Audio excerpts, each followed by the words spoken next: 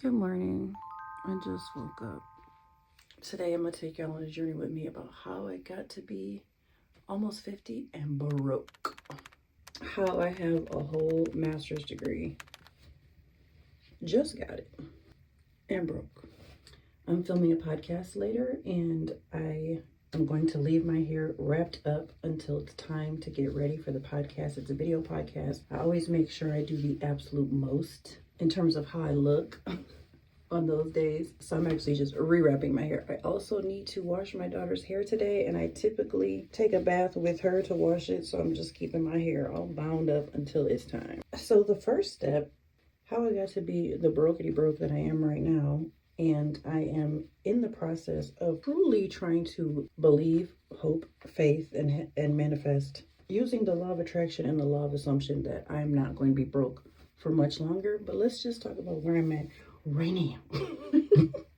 So basically, I was married for almost 15 years. We didn't make a lot of money together, but my ex had money from his parents being pretty wealthy in their later years. He had a very, very, very wealthy millionaire plus grandmother who was passing down a lot of money. Anyway, so we had money in like accounts and savings and stocks, but like what we were making every year was not very much. Without going into a million details about that, he paid for the down payment on our house, which was about $25,000, I think. But for the almost 15-year marriage, we were both working and we both were paying towards our car payment. We did our marriage where we put all of our money together. So we only had one bank account the whole time we were married. We didn't ever have any credit cards at all, not even one.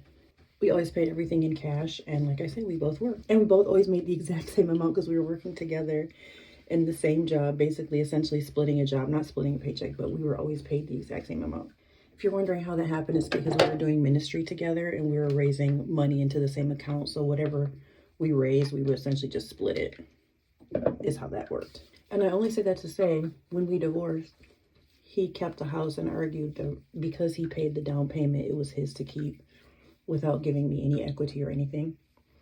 I really think he took advantage of me and the little knowledge I had. Also, I did not have any family support at all. No family support from anyone else. No one around me saying like, hey girl, you should advocate for yourself. Like you should probably get part of the equity of the house or something. You should probably leave with something. Because at that time we had probably about $175,000 in stocks and things. That's not including each of our retirement accounts, which weren't very much, I'll be honest with you. My retirement account was like 40. I think his was about the same, actually. Maybe a little higher because he started working before me because he's older than me. Only by 3 years. My whole point is I did not leave with anything. He let me have I think there was $1,200 in our checking account when I left. And he was like, you can have that. And now when I look back, and I have communicated this to him since, because we're not like enemies, because we share children. But I have communicated to him like how much I feel like he took advantage of me financially just because I had no one and nothing. And I was also kind of having an emotional breakdown at the time. Not like a full emotional breakdown, but I was having like a major complex PTSD flare-up, I guess I could say. It's complicated. I also left in a big giant huff because I had been wanting to leave for so long, and because of like the religiously oppressive environment we were in, I wasn't able to leave when I wanted to 2 years earlier, and then it just blew up. You know what I'm saying? But whatever the case may be, I didn't even feel like I had a lawyer who was on my side, in part because I couldn't afford it. It was like the moment I moved out of the house, I didn't have access to any of the money that we had at all. It's really, really fucked up. I'm only saying that to say is that was when I was like 35 or 36. So it's very difficult to start over midlife with nothing, no family support, nothing towards what I'd already poured into, which was the house we owned. So that set me off in a bad place. While we were getting divorced, the stress and all of that, I got fired. So I lost my full-time job. And then he started trying to take the kids full custody. And that started a battle while we were divorcing, a custody battle. And it was all expensive. And I took out my retirement. In hindsight, what I wish I would have done, of course, you know, you just don't know why you're going through it. But I wish I would have I took it, and because of, it was like $40,000. You know how you get hit with, you got to pay the taxes up front. So I ended up getting, I think, $33,000. What I wish I had done was I wish I had just taken that and immediately bought a house right then. Just found something, put $22,000 towards it or whatever. But what I did instead was use that to live off of and pay my rent in the apartment that I had just signed the lease for, because I had just moved out like 3 or 4 months earlier. So you live and learn. Like, I'm not saying, by the way, that there weren't multiple mistakes along the way. I'm just telling y'all what happened, okay? And trying to be gracious with myself with the mistakes I've made. If I don't feed my cats like 2 minutes after I wake up, they will die, apparently. They will literally die. I immediately started working at Red Lobster because when I was in college, I worked at Red Lobster. And I actually liked being a waitress when I was in college. So I was like, well, let me just try to do that. As you can surmise, it was very challenging to do because I was doing it as a 36-year-old, I think 35 or 36. All right, hold on, y'all. He's so impatient. And now at that time, I had 2 little kids and grown woman bills because I just came from having a salary job. Y'all, I want you to meet my daughter. Come here. This is my little cutie pie. Isn't she the cutest? Mwah. Yes. I actually didn't mind working for Red Lobster. I tried as hard as I could to make Red Lobster work, but unlike salaried positions that are typically, you know, Monday through Friday, they just don't care about trying to accommodate you and your baby schedules. Especially since that was very new for me, because I had just, for the first time in my life as a parent, started co-parenting, so I had no idea really how to do it well. It was such a new thing for all of us that it was incredibly difficult. So I started looking for other positions and decided to do a sales job because I had been doing fund development for over, 13, 14 years at that point. Sales and fund development are kind of kissing cousins. Either way, you asking people for something. Buy something, give something, do something. I was like, I can do that. Let me try. Anyway, got the sales job in January 2015. Worked really hard, learned the profession. I was doing pretty good by summer 2015. By summer 2015, I was probably making about 50K on average per year, by the way. In July 2015, I had a $6,000 month, and I was like, oh, shooky, your girl is back. Yeah, for breakfast, yes, tilapia, we both love it. And this makes the best tilapia, this seaside seafood seasoning. It's an Aldi's brand. I love Aldi's. In August 2015, I got remarried again to who I thought was the love of my life. Yes, I got remarried again that quickly. Was that a mistake? Yes, but that's not the point of this one. We're not going to dwell on that. It was probably the worst mistake I've ever made in my whole entire life, but I did get out of it one very precious daughter. So I'm not reflecting on that. By December, we were pregnant with one precious daughter. And on December 14th or 15th, 2015, the company I was working for said, oh, I'm sorry, we're going out of business. By the way, you're not getting unemployment. You might get your last check on December 28th. Maybe. Have a nice life. I was 8 weeks pregnant. At the time, the man who I thought was the love of my life, who I just married, was making about $32K a year or so. And he was still living in the Chicago area because we hadn't yet moved in together because he was trying to find a job closer to where we lived, which is in Michigan. I'm putting these tilapia in the air fryer. Love me a good air fried fish. That started the next 3 years of pretty extreme financial hardship. It took my ex about a year or so before he could actually move to us. So we were still paying for 2 residences on his little teeny tiny salary. I was extremely sick when I was pregnant with my daughter. I had been throwing up in my first 2 pregnancies, but I had full-on hyperemesis with her, and I could not do anything. I also was extremely exhausted. By the way, I was also 40. Let me add that, because that's kind of a big thing too. Like, being 40 and being pregnant is so different. My first 2 pregnancies were at 28 and 32. Them decades hit you differently, boo.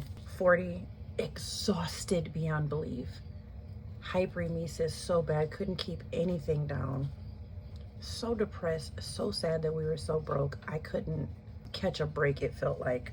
And the abuse started driving for Uber. You know what's funny, y'all? Driving for Uber when I was pregnant with my daughter, considering that I just realized my husband was starting to abuse me. We were so broke and I was so depressed and I had no community, and I only saw my boys 35% of the time or so, because I didn't win the whole custody thing. I didn't win the 50-50 that I wanted. Uber was actually kind of the highlight, because at least I got to sit and talk to nice people. But it became extremely difficult to do because sciatica pain and getting in and out of the car was so hard to do. There were points where I would be stuck, literally stuck in the driver's seat, because it was too painful to get up. And I had to have someone help me get out of the car. That's not exactly the best recipe for driving for Uber. Also, just sitting in the same awkward position for a long time. I was also starting to feel vulnerable. There was a few passengers who said something to me later in my pregnancy, like, "You really feel safe out here being pregnant, you know, picking up strangers?" And I was like, what else I'm gonna do? What else I'm gonna do? It was hard times, y'all. It was hard times. Okay, the fish is cooking, baby. Fast forward, the next 2 years were incredibly difficult while I had her. I was looking for work, really couldn't find anything. We got to the point where he was like, just stay home and take care of her, and I will do my best to try to get a raise and stuff. He did actually get a different position, get a raise, and eventually move in. But we were getting further and further behind, further and further in debt. I went back to work full-time salaried when she was 2, I think, maybe 18 months, maybe 2. I can't remember the exact age. And then like about a year later, even though we were trying to recover, we ended up having to declare bankruptcy. We just had way too much going on. And my ex also had a significant amount of student loans, which, as you know, cannot be applied to the bankruptcy, but it was significant. So it was adding to the financial burden of everything else. By the time we declared bankruptcy and I was back to working full time, we were actually doing okay. There was a time where we were making over 6 figures. His salary started going up every year, and then mine wasn't super great, but not bad. I was making, I believe, $46,000 a year at that point. We were renting a home. We never bought together. You'd think after almost 50 years of plucking my eyebrows that it wouldn't hurt, but it still hurts. The reason why I'm getting teary is because the pain of plucking my eyebrow. Usually I shave them, but I know it lasts longer when I pluck them. Lavishly in any way, we were paying, I think, $1,500 a month to live in the rented home we were living in. Just a little bit in the hood. It really wasn't like a super nice house or anything. We had car payments. We both had a car, not new cars, not lavish cars. But what we weren't doing well was saving. We also were in a 1 checking account, 1 savings account. We also did not have a credit card together, so we weren't racking up credit. We were just taking care of the 3 kids. Our daughter and my 2 boys, which I had, you know, partial custody with from my ex. That is also another regret. I wish I had just sat us down and been like, hey, let's figure out how we can save something. The point of me telling you that is when I left that marriage, deeply, deeply traumatized, beyond what I can even express to y'all. Deeply traumatized. The domestic violence, leaving domestic violence, if you've ever been through it, it's one of the most horrific things I've ever been through and hopefully will ever be through. It was horrific. I left that marriage half a human, trying like hell to keep my full-time salary position that I had at that time at a library. And we didn't have anything saved, and we had a bankruptcy on file. And he moved into an apartment. I moved into a really expensive apartment that I could afford at the time because I was in a salary position. But I did not presuppose that I would have a whole ass mental breakdown from what he put me through. I actually was almost admitted to a psych ward. I had to do two weeks of emergency EMDR therapy just to keep myself from essentially unaliving myself. It was not a good time. I was diagnosed with acute stress disorder, and then complex PTSD, and then chronic depression and anxiety. I was also starting perimenopause.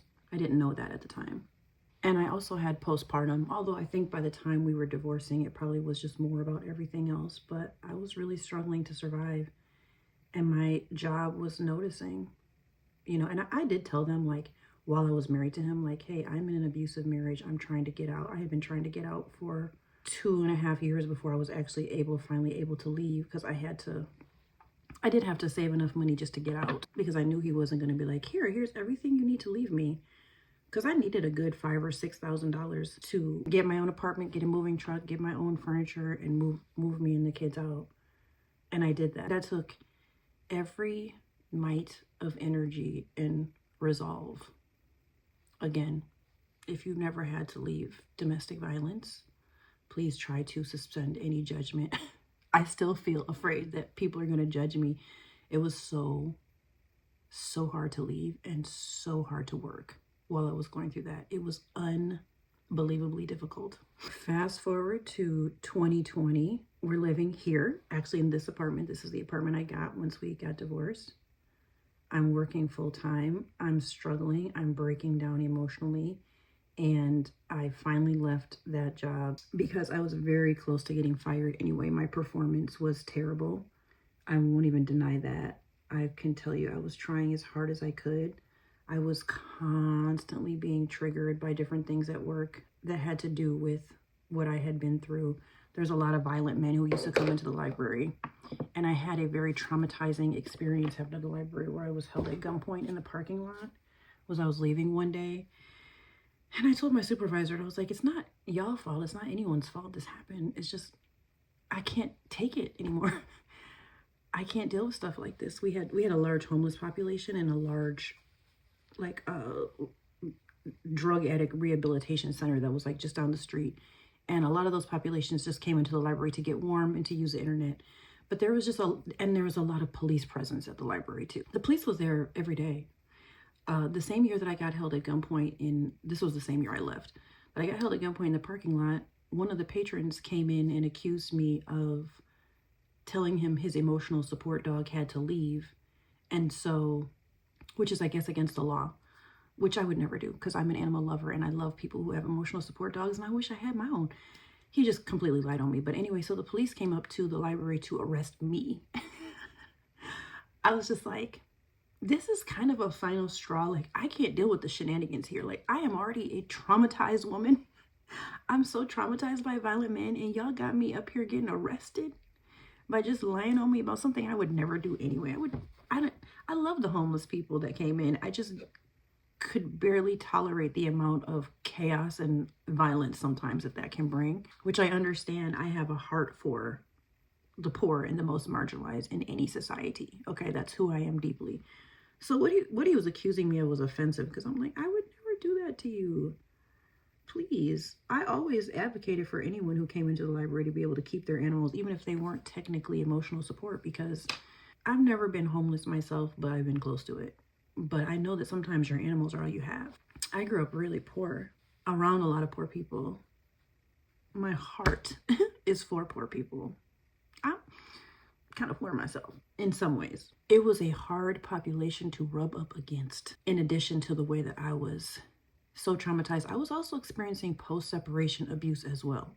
The post-separation abuse did not stop until 2021, at least. If you don't know what that looks like, Google it. And so I don't have to go into all the details, but it was rough. At this point, usually I would do my eyebrows before I do my lashes.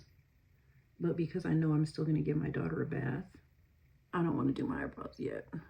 When I left that job, I was hoping to get unemployment for 3 or 4 months and then, or however long I could get it. In the meantime, build a successful coaching business because I had just started a TikTok that was growing about recovering from very severely abusive husbands, particularly those who struggle with narcissistic abuse and verbal abuse. My coaching business was growing, but I did not take into account how traumatizing it would be for me as a survivor to do that kind of coaching that close to what I had been through.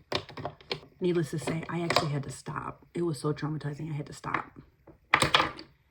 And I felt a little lost in the world. I'm someone who's always been a writer and a speaker and a sharer.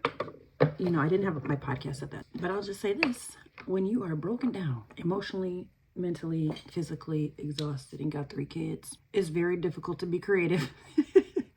So I was trying to grow my YouTube, my other channel, and a TikTok, and get back into speaking, but I was failing. And I realized I really just needed to rest. So how did all this lead to me being broke right now? Is because I decided to keep going. I still try to do my creative stuff, but I decided to do gig work. that's when I started doing, Uber and Uber Eats and DoorDash and Expedite. And there was like 3 other apps I was using. I can't remember the name of them. They're ones where you just get shifts, because I knew I do not have it in me to do another full-time 9 to 5. Additionally, as perimenopause kicked in, and this is still the case for me now, which is true for a lot of women in perimenopause, if you have ADHD or any other existing brain condition, it just gets worse, so much worse. And so I was struggling with focus issues bad, worse than I ever have in my whole life. Couldn't function, just barely able to function, y'all. So I was like, there's no way I can get like a big salary position like I've had before. There is no way. I don't have it in me. Y'all, I would look at these jobs and I was so overwhelmed I couldn't even apply. Like, they weeded me out just in the application process, or I would start it and I would be like, I can't finish this. I'm too overwhelmed to finish this. It was getting to the point where everything was so hard to do. Let me know in the comments if you've ever been here, where things are so hard to do that you actually struggle to do the things you need to do, and you experience all these horrible ramifications just because you can't do basic-ish. Let me check on the fish. Fish and rice for my baby. We just had our tilapia. Why am I sitting here just eating cake? Okay, so anyway, y'all. I wasn't going into any debt because I didn't have any credit cards at all at that time. But I was living on the edge and almost getting evicted a couple different times, and I was very stressed. And one of my friends suggested that I go back to school. I'll be honest with y'all, I didn't start going back to get my master's because I thought that I had any hope of eventually getting a bigger, more evolved job or even making more. But she was like, why don't you get a master's degree in something easy for you that you'll be able to do gig work on the side while you're studying, and work on your social media stuff so that by the time you get done with the master's, you'll be able to move seamlessly into being an entrepreneur, a creative entrepreneur, which was always my dream and what I was always and have always been trying to do. Looking back, I can see that me having ADHD and being undiagnosed is why I have very much struggled to be an entrepreneur, because I lack the consistency. I've lacked the discipline. I don't lack the creativity. I don't even think I lack the talent, y'all. I think it's really been the consistency and then feeling afraid and then starting something new. So I started a master's program.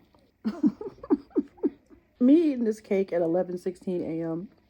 really makes me feel like an alcoholic or something. Like, you should not be doing this, but whatever. It's just so good. It's a 7-Up cake. I didn't make it. It's from Aldi's. I get everything from Aldi's. So started the master's program and everything got better because I got Grad Plus loans, which ended up being about $13,000 or so in January, and then $8,000 or so at the beginning of the summer, and then another $13,000 or so in the fall. It ends up being like about $33,000 a year that I was getting while I was doing my master's program. I basically would take that. I would pay 4 months in advance, 4 months rent in advance. I would pay my car payment in advance, and then, what other bills I could pay. And then I would probably run out in about 2 months after all of as many bills as I could pay were paid. And then I would go back into doing more and more gig work. Also trying to do social media, but still really struggling. So never making more. I'll say this, I never made more than $4,000 a year doing social media. A year. Even though I was able to get my other YouTube channel up to almost 10,000 subscribers. My TikTok is at almost 23,000, at 22,000 right now. My Facebook got up to 6,500, and I was at one point able to even pay like my car insurance with a month from Facebook.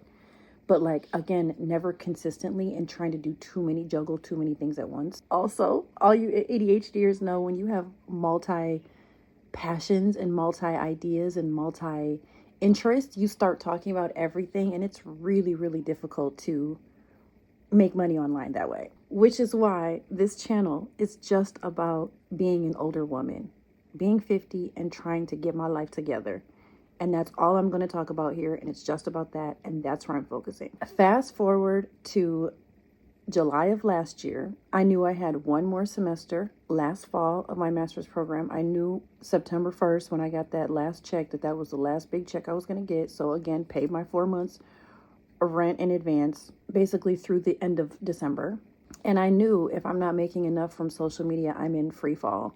And basically, that's exactly what's happened. I was hoping by now I would be making at least $2,000 a month with my podcast. I will say this as an aside, I don't think I've done enough. I think I could probably have done more by now to reach out to sponsors, to, maybe even get one sponsor for $500 a month. I hate to, I don't want this to sound like an excuse, but it is incredibly difficult for me to get organized about stuff like this. I have notes. I'm someone who always takes classes and courses. I watch YouTube videos. How do you do this? How do you monetize it? It's not that I'm unwilling to learn. It's my follow through. It's been so shitty. And ADHD and perimenopause has impacted me to a significant extent. So now we are present day. And in the last year or two, I was able for the first time ever in my life, really, to get access to credit cards and credit. My credit is not good now because now I'm behind on stuff because now I can't pay it. But also my expenses have increases. My rent went up. I'm still in the same apartment. My rent is really expensive here. It's $1,800 a month, which is a lot. I also have a child in college now, a sophomore in college. And I have a 10th grader and a 4th grader. And let me be clear, I do receive child support. My child support has never been combined between the two of my baby daddies. It's never been combined more than $450 a month. Okay, so I do get it though, because I want to make that clear. Also, my kids' dads are involved with their life. They buy them shoes. We all buy them shoes. We all buy them clothes. We all attend to their needs. But as you know, kids are expensive. Even with my kids' dads contributing to at least half their medical stuff, at least half their clothes, at least half their expensive, it's a lot. Also, I have 3 kids. My son's dad has 2 boys. My daughter's dad just has her. So their expenses are less than mine because I have all 3 and they just 1 and 2. You know what I'm saying? So my expenses increased dramatically. I think when my son went to college. Anyway, just more spending, more needs. So now I'm in debt. Not a lot. Less than $4,000 in credit card debt. I graduated in December, got my degree, but now I have school loans. They don't start for a while, thank God. I've been still doing gig work, but as you can surmise, gig work does not even cover 25% of my rent. So as of January 11th, 2026, my rent is not paid.